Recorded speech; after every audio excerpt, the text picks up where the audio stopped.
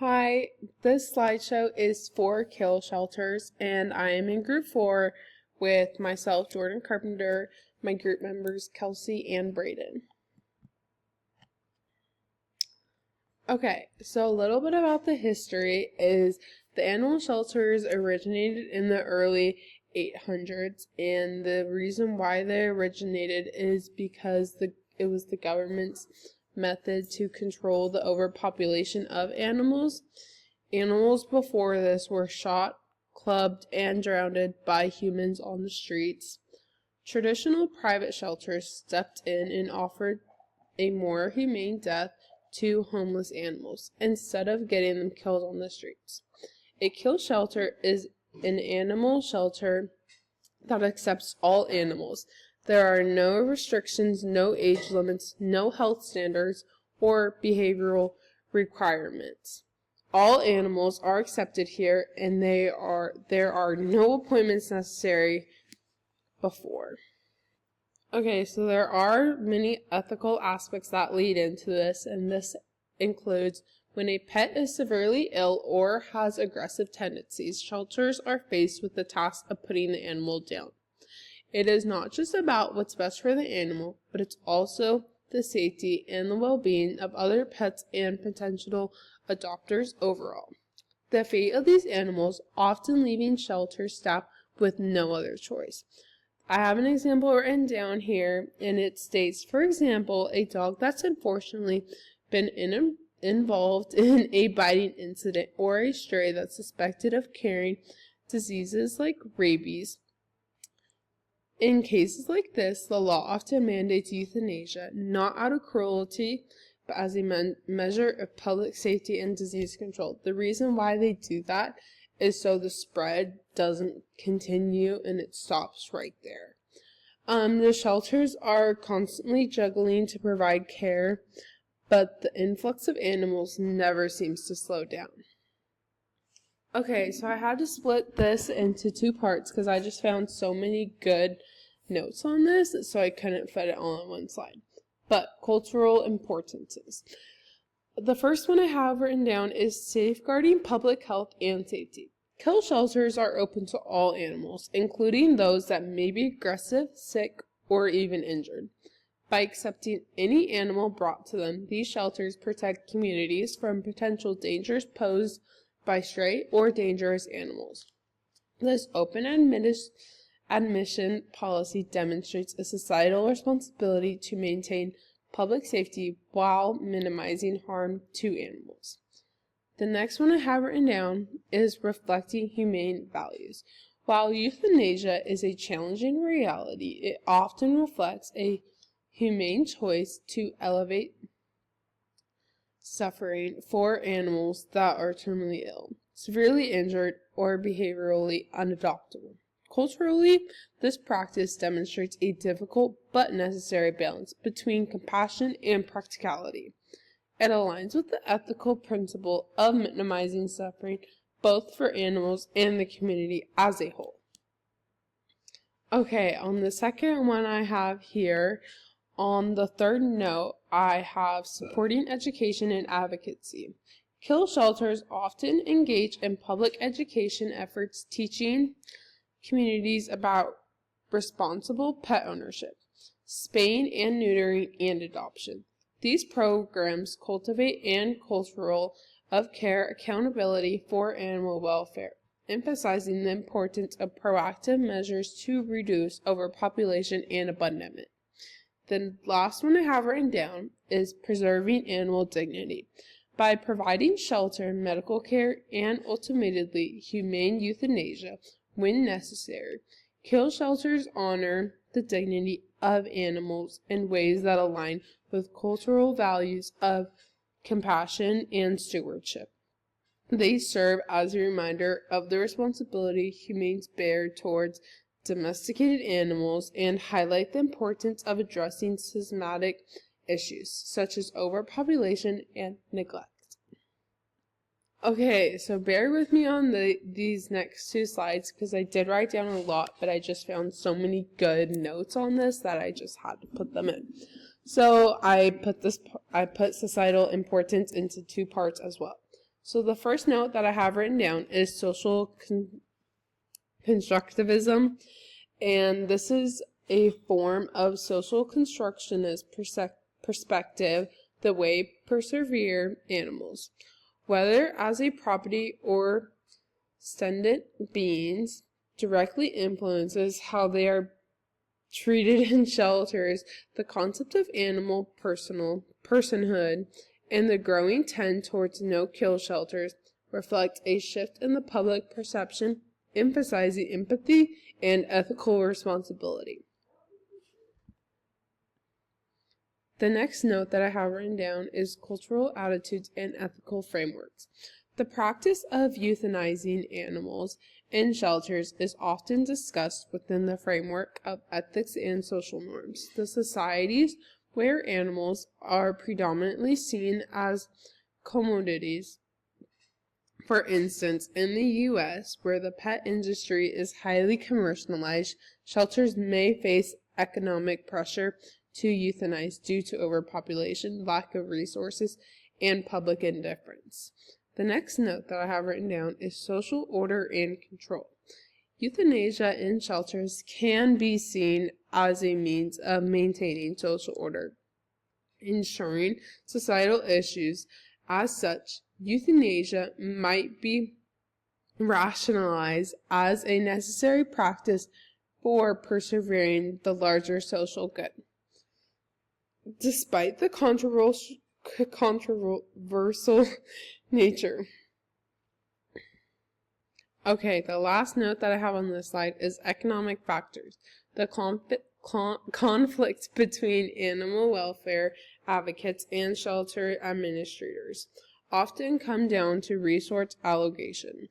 The economic constraints that shelters face are limited space, funding, and staffing can drive the decision of euthanizing animals. Large shelters with higher intake rates might not have the resources to care for all the animals, creating a systematic issue of overpopulation which can lead to euthanasia. Okay, this is my last part of the societal importance, but my first note on this slide is social inequality of animal welfare.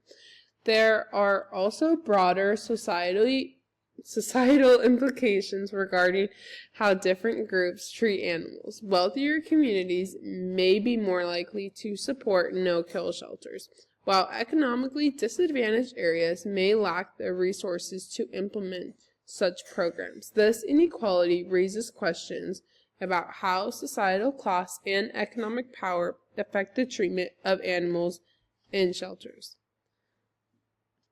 The second note that I have written down is stigma and animal death. For many shelter workers, euthanasia is a deeply emotional and stigmatized process.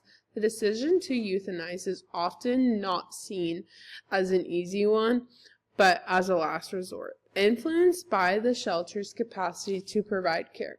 For some, the practice can be rationalized as humane and necessary, while others may view it as unacceptable failure. The next note that I have written down is public perceptions and advocacy. Public perceptions of euthanasia in shelters are also shaped by media portrayals and advocacy campaigns. Campaigns by animal rights groups that promote no-kill shelters challenge the legitimacy of euthanasia, framing it as unnecessary or morally wrong. These campaigns often create a moral discourse that influence how society perceives the value of the animal life, and the responsibilities humans have towards non-human animals. And lastly, what I have is policy change and societal movements. Sorry, I meant social movements. Animal rights movements have been successful in advocating for changes in shelter policies. In the U.S., the no-kill movement, which started in the late 20th century, has influenced policies in many shelters, pushing for reforms that focus on adoption, spaying, neutering, and foster care programs. The shift in the policy reflects broader changes in public attitudes towards animal welfare. Current events. According to a website called Dogs in Danger, California also has more dogs in kill shelters than in any other state. This statistic is a paradox, considering California is also probably the most animal-friendly state in the U.S. The California shelter system takes in about 710,000 dogs and cats each year. An estimated 100,000 of them are killed. Dogs in Danger is a website where you can search for dogs that are in kill shelters that are near the area you live in. For example, like you could search your zip code. There are pictures of the dogs available for adoption as well as their estimated age on the website. They show pictures of the dogs that have been adopted and now have a new home. They have saved 137,812 dogs and counting. They also have a memorial page on their website of the dogs that have sadly passed. We are for kill shelters because there are no restrictions on what animals are allowed in the shelters, since they accept sick, injured, and aggressive animals. No appointments are needed to bring any animal in. When an animal is unfortunately suffering from an illness, injury, or is dangerous, it is more humane and safe to euthanize the animal to let them continue to suffer or hurt someone. Hi, my name is Braden Alvarado. Informed opinion. In our opinion, kill shelters are vital to society. Since the 1800s, when kill shelters were originally conceptualized because people would mistreat unwanted animals. The overpopulation of animals is a problem in which we cannot just pretend like is of no concern. Many facilities already struggle to gain funding, and to give the unrealistic standard of caring for every animal no matter the condition is just unrealistic. We have to face the facts. Some animals cannot be saved. And the time spent on an animal that may be too far gone could have been time spent on another animal that still has a chance at life. And as you can see here to the right is a malnourished dog on the streets of a city. It's the unfortunate case for many dogs across the world, and cats. Summary of slides.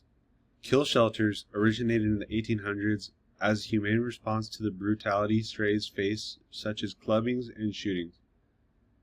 They helped to thin out the overpopulating numbers of strays in civilization. However, the ethical dilemma still remains as to whether euthanizing animals should be done or not. Kill shelters take in all animals, whether that be sickly, injured, or aggressive. They do not turn away a single one. Euthanasia is reserved for only the most dire situations and is still a difficult decision for the staff who must balance public safety and animal welfare. Some animals cannot be saved, and the most compassionate way to relieve them is euthanasia. Kill shelters advocate for the alternative options rather than euthanasia, such as adoption, fostering, and rehabilitation first and foremost. However, they still have to play the role of maintaining overpopulation, especially in certain areas where resources may be scarce. Kill shelters also educate people on the importance of responsible pet ownership as well as spaying and neutering your pets. Although they face many ethical dilemmas, kill shelters are a balance between compassion and practicality. They acknowledge that while euthanasia may not be ideal, it is necessary for maintaining populations and animal welfare. Without them, society would struggle with overpopulation on the streets, which would pose a threat to public health and animal well-being globally. Thank you for watching our slideshow presentation. Some of the references and resources we use included Why Do Shelters Kill Pets?, The Economics of Euthanasia and Animal Shelters, The Social System, Euthanasia and Animal Shelters, an Animal Welfare Review. A lot of these kind of just go more in depth on subjects that we talked about throughout the entire slideshow. And if you're interested in more information, you can check them out. Thank you for watching again.